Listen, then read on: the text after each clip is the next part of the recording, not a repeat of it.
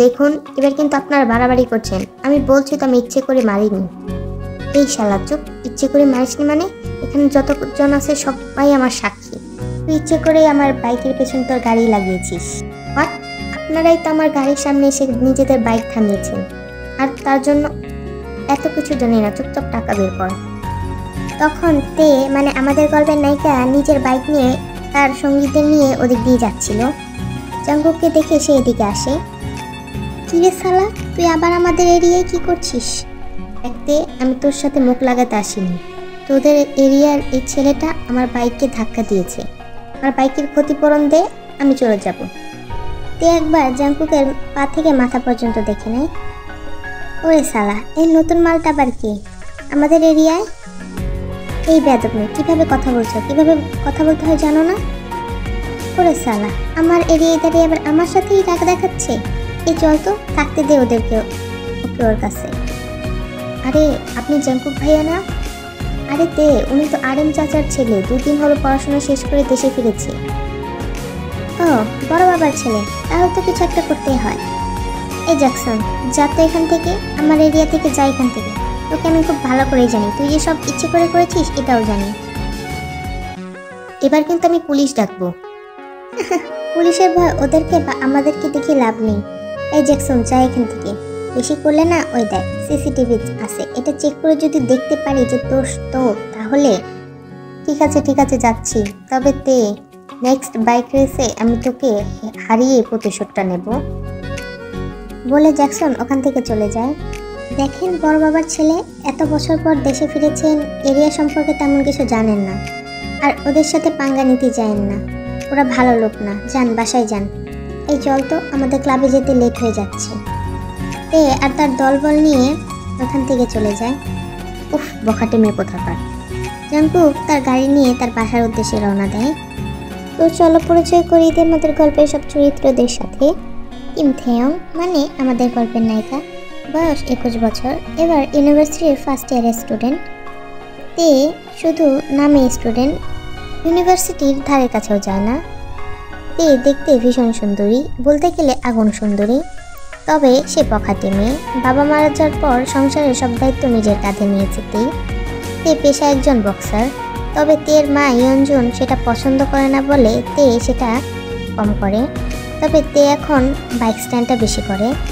এর ফ্যামিলি বলতে শুধু তার মা আর তার একটা ছোট ভাই জেহব আছে। জেহব অনেক ভালো স্টুডেন্ট, তাই তে চায় জেহব আরও ভালো পড়াশোনা করুক। তার জন্যই তে এসব করে টাকা ইনকাম করে। অপরদিকে আমাদের গল্পের নায়ক জাঙ্কুক, বয়স 26 বছর, বিজনেসম্যান আরএমের একমাত্র ছেলে জাঙ্কুক। জাঙ্কুকের একটা ছোট বোন আছে যার নাম জিমিন। জিমিন আর তে সমবয়সী। জিমিন আর তে তো বেস্ট ফ্রেন্ডও। জাঙ্কুক ছোট থেকে লন্ডনে তার খালামুনির বাসা থেকে পড়াশোনা করেছে। 2 দিন হলো দেশে এসেছে। এবার বাবার ব্যবসার হাল ধরবে। জাঙ্কুক আর তেদের বাসা পাশাপাশি। আরএম আর জিন্তু তেকে নিজের মেয়েদের মতোই ভালোবাসে। তারা জানে তে তার ফ্যামিলির জন্য কতটা কষ্ট করছে, কি না করছে। এরিয়ার সবাই তেকে ভয় পায়। টাইম স্কিপ 2 দিন পর। আরএম আর জাঙ্কুক লিভিং রুমে বসেছিল। জিন ব্রেকফাস্ট বানাচ্ছিল। তখন তাদের বাসার কলিং বেলটা বেজে ওঠে। জাঙ্কুক গিয়ে দরজা খুলে দেখতে পাইতেই, এ কি তুমি এখানে কেন? ও, বড় বাবার ছেলে, দেখি তো সরো। তে জাঙ্কুকে পাত্তা না দিয়ে ভেতরে যায়। এ কি, ভেতরে যাচ্ছ কেন? বড় বাবা, মামুনি। আরে তেমা, তুমি? বড় বাবা, মামুনি দুধ আনতে বলেছিল, তাই নিয়ে আসলাম। জিন তখন রান্নাঘর থেকে বেরিয়ে আসে। ও তেমা, ভালো সময় এসেছিস, আয় নাস্তা করে যা। ঠিক আছে। মা, বাবা, তোমরা এই বেয়াদব মেয়েটাকে কিভাবে চিনো? এই ফাজিল ছেলে, একটা থাপ্পড় মারবো। কিভাবে কথা বলছিস? মামুনি থাক, আমি কিছু মনে করিনি। আর ব্যাপারটা হলো, তারপর তে সবটা খুলে বলে। থাক মা, তুই এই ফাজিল ছেলের কথাই কিছু মনে করিস না। আয় খেতে আয়, তোমরা সবাই খেতে আসো। তারপর সবাই খেতে শুরু করে। তে খাচ্ছিল, তখন জিন তার হাতে কিছু আঘাতের চিহ্ন দেখে। তেমা, তুই আবার? মামুনি প্লিজ, তুমিও শুরু করো না। এই বিষয় নিয়ে মার সাথে একটু আগে ঝগড়া লেগেছিল সকালে। এভাবে তুই এর কত নিজেকে আঘাত করবি তেই। ইনের কথা শুনে জাঙ্কুক তের দিকে তাকায়। তে খেতে খেতে বলে, জেহোপের এক্সাম ফি লাগতো তাই।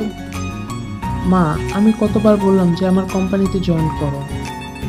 বড় বাবা, আমি জানি তোমার কোম্পানিতে কাজ করতে অনেক যোগ্যতার প্রয়োজন, কিন্তু তুমি শুধু আমাকে স্নেহ করে বলে এভাবে বলছো। তবে চিন্তা কর না, আমি খুব তাড়াতাড়ি এসব ছেড়ে পড়াশোনা করে তোমার কোম্পানি জয়েন করবো ইনশাল্লাহ। আমি সবসময় তোমার পাশে আছি তেমা। আচ্ছা মামুনি, জিমিন কোথায়? ওকে দেখছি না, ইউনিভার্সিটি যায়নি আজ? হ্যাঁ বাবা, মা কি হয়েছে ওর? দুদিন ধরে আমি এসে দেখছি ও কেমন যেন করছে। কি আর হবে, তেমা তোর বেস্ট ফ্রেন্ড বাইক কেনার জন্য পাগল হয়ে উঠেছে। হোয়াট? জিমিন এই মেয়ের বেস্ট ফ্রেন্ড, আর ওর দেখা দেখি জিমিন বাইক কেনার জন্য পাগল হয়ে উঠেছে। বাহ, সঙ্গদোষে লোহা বাসে। এই বহাটা মেয়ের সাথে থাকতে থাকতে তোমার মেয়েও খারাপ হয়ে যাচ্ছে মা।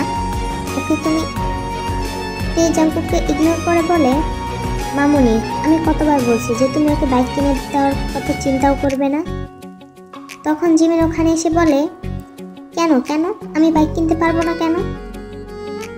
জিমিন, যে মেয়েরা বাইক চালায় তারা ভালো হয় না, এলাকার মানুষ তাদেরকে ভালো বলে না, তাই চুপচাপ পড়াশোনা কর।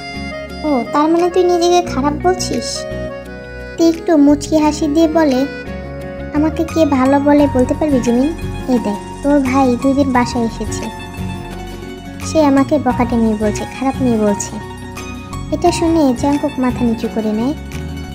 আমি আমার বাবার কাছে যাচ্ছি, তোর কাছে তো যাচ্ছি না, তুই এত প্রবলেম করছিস কেন? তুই আমার বাবা থাকলে কি আমি এসব করতাম?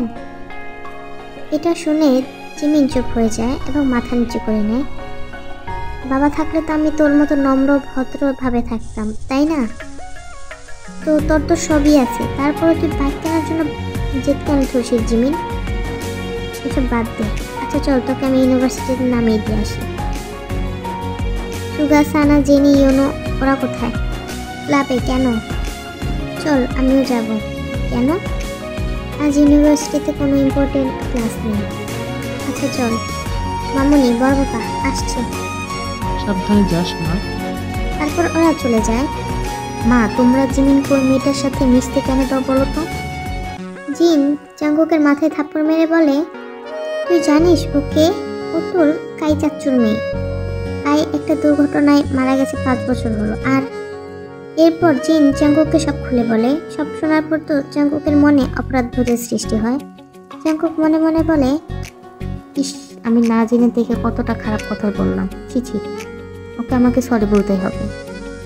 বাট মেয়েটাকে যতটা খারাপ মনে করেছিলাম ততটা খারাপ না। জাঙ্কুক একটা মুচকি হাসি দিয়ে বলে, পরিবারের দায়িত্বের কারণে এমনটা হয়েছে। পরের দিন সকালবেলা জাঙ্কুকদের বাসায় নাস্তা করে বাহিরে নিজের বাইকের কাছে আসে এবং জিমির জন্য অপেক্ষা করতে থাকে। নিজের বাইকে বসে বসে সিগারেটের ধোঁয়া ওড়াতে শুরু করে। তখন ওখানে জাঙ্কুক আসে। এই কি তুমি স্মোকিং করো? এসব খাওয়া ভালো না, তুমি জানো না? জানি, সেটা আমার ব্যাপার। আপনার কোনো কাজ থাকলে বলতে পারেন। I am sorry. For what? সেদিন না জেনে তোমাকে অনেক আজে বাজে কথা বলেছি। ও, ইটস ওকে, আমি মাইন্ড করিনি, এসব শুনতে আমি অভ্যস্ত। বাই দ্য ওয়ে, এই সিগারেটের শেষ একবার টান দিয়ে নিচে ফেলে দেয়। ভুল যখন ভেঙে গিয়েছে তাহলে নতুন করে পরিচয় হই। তার ডান হাত বাড়িয়ে দিয়ে বলে, hi, I am Kim Taehyung. Jungkook একটা মুচকি হাসি দিয়ে এর সাথে হ্যান্ডশেক করে। Hi, I am Jeon Jungkook. এই জাঙ্কুকের হাতের উপরের পিঠে চুমু খেয়ে বলে, তোমাকে খুব ভালো লাগছে আমার। বড় বাবার ছেলে না হলে তোমার সাথে প্রেম করতাম। জাঙ্কুক তো পুরো অবাক হয়ে দাঁড়িয়ে পড়ে। মনে হচ্ছে তার মনটা শীতল হয়ে গেল তের কথায়। খুব ভালো লাগছিল তার তের এই কথাটা। সে একবার তার হাতের দিকে তাকাচ্ছে যেখানে তেই কিস করেছে, একবার তের মুখের দিকে। তেই তো জাঙ্কুকের অবস্থা দেখে মুচকি মুচকি হাসছে। তখন সেখানে জিমিন আসে। তে জিমিনকে দেখে তার হাত ছেড়ে দেয় এবং জিমিনকে নিয়ে ওখান থেকে চলে যায়। জাঙ্কুক তো তের কর্মকাণ্ডে পুরোই শেষ। লজ্জায় তার 2 গাল আর কান লাল হয়ে গিয়েছে। উফ, নির্লজ্জ মেয়ে কোথাকার। বাট মন থেকে ভালো। মিস তে, তুমি এক নিমিষে যে আমাকে কি জাদু করলা। তোমাকে ছাড়া এবার থাকবো কি করে? 1 মাস পরের ঘটনা। তে রাগে কটমট করতে করতে বাসা থেকে বেরিয়ে যাচ্ছিল। তে দাঁড়াও, তে ওয়েট এ মিনিট, তে দাঁড়াও। তে জাংকুকের কথায় কোনো কান না দিয়ে বাইকে উঠে বসে। যখনই স্টার্ট দিতে যাবে তখনই জাংকুক গিয়ে তের হাত ধরে বসে। তে আমি বলছি স্টপ, এত রাগ দেখানো ভালো না। তে বাসায় চলো, সবাই অপেক্ষা করছে। কি বাসা? কি ভেবেছো তুমি জাংকুক? তুমি যা বলবে আমি তাই শুনবো, যেখানে আমি এখনো আমার নিজের কথাই শুনি না। জাংকুক, তোমাকে আমি অনেক আগেই ক্লিয়ার করে দিয়েছি যে তোমার আর আমার মধ্যে কখনো কোনো সম্পর্ক হতে পারে না। তবুও তুমি এমন টাচ করলে, কেন করলে তুমি? আজ আমি কতটা নিচু হলাম তোমার জন্য। তোমাকে বন্ধু বানিয়ে না আমি আমার ভুল করেছি। কেন কেন? হ্যাঁ, কিছু হবে না কেন? তে আমি তোমাকে প্রপোজ করছিলাম, তুমি বলেছিলে কেউ মেনে নেবে না তোমার সম্পর্ক। আর এখন যখন আমি মা বাবাকে নিয়ে তোমার বাসায় বিয়ের প্রস্তাব নিয়ে এসেছি, তুমি কেন এমন করছো? তে কেন না করছো বলো আমাকে। কারণ আমি একটা খারাপ মেয়ে জাংকুক, আমি চাই না তোমার সাথে জড়াতে। মামুনি আর বড় বাবা অনেক ভালো মানুষ। মামুনির ইচ্ছে তার পছন্দ মতো একটা মেয়ে বিয়ে করাবে তোমাকে, আর সেখানে তুমি। আর আমি তো আগেই বলে দিয়েছি, যে পর্যন্ত যে হোক নিজের পায়ে না দাঁড়াবে সে পর্যন্ত আমি কিছুই করব না। ঠিক আছে, তাহলে তোমাকে আমাকে বিয়ে করতে হবে না, তুমি আমার গার্লফ্রেন্ড হও। একটা দীর্ঘ নিঃশ্বাস ছাড়ে জাংকুকের জিদ দেখে। সে কিছুতেই ছাড়ার পাত্র নয়, তাই সে তার একটা পকেট থেকে একটা টিকিট বের করে জাংকুকের হাতে দেয়। এই নাও, এখানে দেওয়া অ্যাড্রেসে কালকে সকাল 10টায় চলে এসো। আশা করি কালকে তোমার আমাকে গার্লফ্রেন্ড বানানোর বোধ মাথা থেকে নেমে যাবে। বলেই তেই বাইক নিয়ে ওখান থেকে চলে যায়। আর জাংকুক তো তার হাতের দিকে একবার তাকাচ্ছে আর একবার তের দিকে। আসলে সেদিনের পর তে আর জাংকুক অনেক ভালো ফ্রেন্ড হয়ে যায়। জাংকুকও আস্তে আস্তে তেকে ভালোবাসতে শুরু করে। সে ভাবে যে জাংকুক তার ভালোবাসা দিয়ে তেকে শুদ্ধ নিতে পারবে, এবং একটা সময় জাংকুক তেকে প্রপোজ করে। বাট তে জাংকুককে রিজেক্ট করে দেয়, কারণ তাদের ফ্যামিলি স্ট্যাটাস। আর তে তো একটা বখাটে মেয়ে, তার সাথে জাংকুকের যায় না। আজ সকালে তে ঘুম থেকে উঠে দেখে জাংকুক তার বাবা মাকে নিয়ে তার বাসায় বিয়ের প্রস্তাব নিয়ে এসেছে। এটাতেই তে খেপেছে।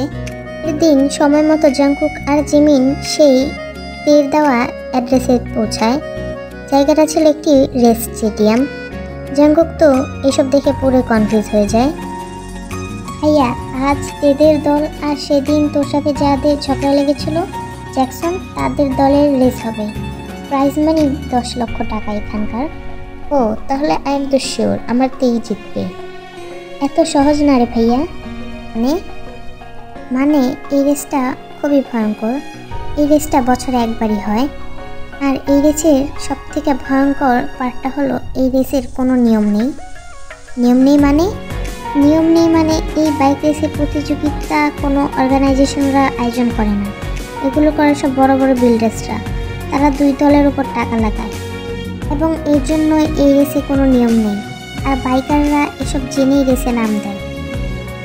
এই রেসে সব বাইকারদের বাইকের স্পিডই থাকে 200-র উপরে। আর কোনো নিয়ম না থাকায় একে অপরকে রেসের সময় বিভিন্নভাবে আঘাত আনার চেষ্টা করে। আর একবার যে পড়ে যায় তার লাইফ শেষ ভাইয়া। আমি তো এর জন্যই তেকে নিয়ে ভয় পাচ্ছি। ওই জ্যাকসনের সাথে আমাদের অনেক আগে থেকেই শত্রুতা। আমি জানি জ্যাকসন কোনো না কোনোভাবে তের ক্ষতি করবে। এটা শুনে জাংকুকের ভয়ে বুকটা কেঁপে ওঠে। ও তোরা এসে পড়েছিস, গুড।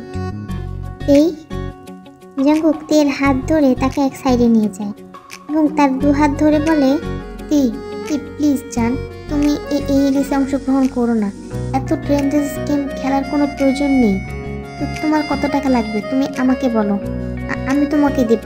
তাও প্লিজ তুমি জীবন মরণ খেলায় যেও না প্লিজ। বাট জাংকুক, তুমি সব কী বলছো? আমি তোমার কাছ থেকে টাকা নিতে যাবো কেন? আর আমি আগে থেকে এই বাইক রেস সম্পর্কে জানি এবং খুবই ইচ্ছা যে আমি বাইক রেসে অংশগ্রহণ করব। আমি এসবে ভয় পাই না, তুমি প্লিজ। তখন জ্যাকসন তার দল নিয়ে ক্লাবে ঢোকে। কি মিস কিম থায়ং, রেডি তো আমার কাছে হারার জন্য?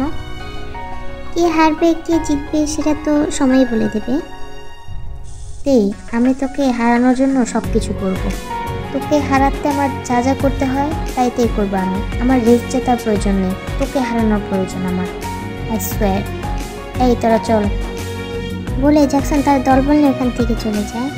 তেও জাংকুকের হাত সামটা দিয়ে সরিয়ে ড্রেসিং রুমের দিকে চলে যায়। এই বাঁশের আওয়াজে রেস শুরু হয়।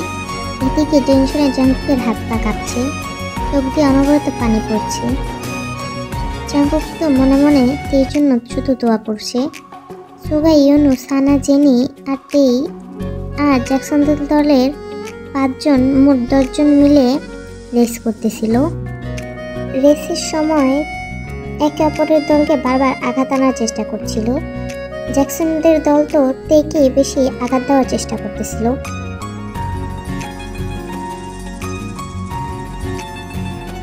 ফিনিশিং লাইনের কাছাকাছি প্রায় তেই। তখন তে খেয়াল করে জ্যাকসনের দলে 2 জন তার দুপাশে, যে কোনো সময় তাকে ধাক্কা দেবে। তে তাদের প্ল্যান বুঝতে পেরে বাইকের স্পিড বাড়িয়ে দেয়। ফলে 2 বাইকের সংঘর্ষ হয় অনেক বাজেভাবে। সংঘর্ষের ফলে ওদের বাইকের একটা অংশ উড়ে এসে তের পিঠে লাগে। তেই পিঠে অনেক ব্যথা পায়, কেটেও যায়, রক্ত পড়তে শুরু করে ওখান থেকে। তের মাথা চক্কর দিয়ে ওঠে, তবুও তে থামে না। সে কোনোভাবে বাইক চালিয়ে ফিনিশিং লাইন ক্রস করে। সবাই তো খুশিতে চিৎকার দিয়ে ওঠে। তখন তের দলের বাকি সবাই আসে। তে বাইক থেকে নেমে মাথা ঘুরে পড়ে যায়। তেই জাংকুক দৌড়ে তের কাছে যায়। কি হয়েছে তোর? তে চোখ খোল। মিন তো কান্না করতে শুরু করে। ও শিট, ও মাথা ঘুরে পড়ে গিয়েছে, আর ওর পিঠ দিয়ে তো অনেক রক্ত পড়ছে, তাড়াতাড়ি ওকে হসপিটালে নিতে হবে। হ্যাঁ, আমি নিয়ে যাচ্ছি, তাড়াতাড়ি গাড়ি রেডি করো তোমরা। বলেই জাংকুক তেকে কোলে তুলে নেয়। 12 ঘন্টা পর তের আস্তে আস্তে জ্ঞান ফেরে।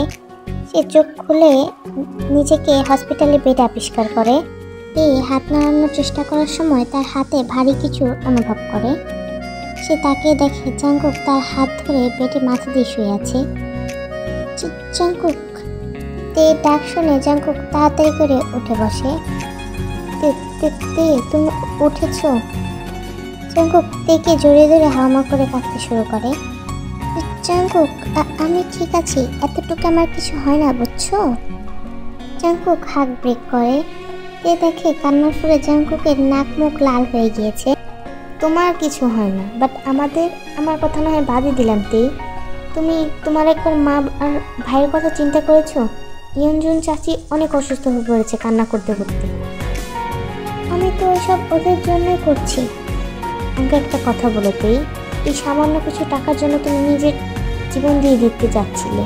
পরবর্তীতে তোমার মার ভাইকে কে দেখবে বলো, তোমার যদি কিছু হয়ে যায়? এটা শুনে তে একদম চুপ হয়ে যায়।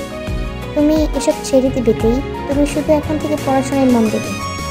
কিন্তু জাংকুক থেকে থামিয়ে দিয়ে বলে, আজ আমার পুরো কথাটা শেষ করতে দাও তেই। তোমার আর তোমার ফ্যামিলির দায়িত্ব আজ থেকে আমার। আমি জানি তোমার ইগো আর সেলফ রেসপেক্ট অনেক বেশি, তাই আমি ভেবেছি তুমি পড়াশোনা শেষ করে আমাদের কোম্পানি জয়েন করবে, আমাদের কোম্পানিতে জব নেবে, আর তখন তুমি আমাকে সব টাকা পরিশোধ করে দেবে। বাট কোনো কিন্তু নয়, এটাই ফাইনাল। এখন আমি বাবা মাকে কল করে বলছি চাচি আর জেহবকে এখানে নিয়ে আসতে। 4 বছর পর আজ তে আর জাংকুকের বিয়ে সম্পন্ন হলো। জাংকুক তার কথা রেখেছে, আর তেও তার পড়াশোনা কমপ্লিট করে জাংকুকদের কোম্পানিতে জব নিয়েছে। জাংকুক জেহবকে শহরের বেস্ট ইউনিভার্সিটিতে ভর্তি করে দিয়েছে। এই 4 বছরে তের মধ্যে অনেক পরিবর্তন হয়েছে। তেও সেদিনের পর থেকে সব ছেড়ে দিয়েছে। সেদিনের পর থেকে তে আর বাইক স্ট্যান্ড করেনি, আর তার বন্ধুরাও। জিমিন আর সুগার মধ্যে একটা প্রেমের সম্পর্ক গড়ে উঠেছে, যেটা সবাই জানে। মুহূর্তে তের মাথায় ঘোমটা দিয়ে জাংকুকের রুমে বসে আছে। জাংকুক তখন রুমে ঢুকে দরজা লক করে দিয়ে তের পাশে এসে বসে এবং তের ঘোমটাটা আস্তে করে খুলে দেয়। অবশেষে আমি তোমাকে আমার করে পেলাম তে। আমার দীর্ঘ 4 বছরের অপেক্ষার অবসান হলো আজ। আমারও। জানো জাংকুক, আমি কখনো ভাবিনি যে আমার সাথে এমনটা হবে। আমারও বিয়ে হবে, তোমার মতো ক্যারিং একটা হাজব্যান্ড পাবো। কথাটা বলতে বলতে তের চোখে পানি চলে আসে। তে তার হাত দিয়ে তের চোখের পানি মুছিয়ে দেয় এবং তেকে জড়িয়ে ধরে। তে কাবিনের সব টাকা আমি তোমার ব্যাংকের ট্রান্সফার করে দিয়েছি। আশা করি তোমাকে নিজের করে পেতে আর কোনো বাধা নেই। তেই বুঝতে পারে জাংকুক কিসের কথা বলছে। সে লজ্জায় জাংকুকের মুখে মাথা দেয় এবং সম্মতি জানায়।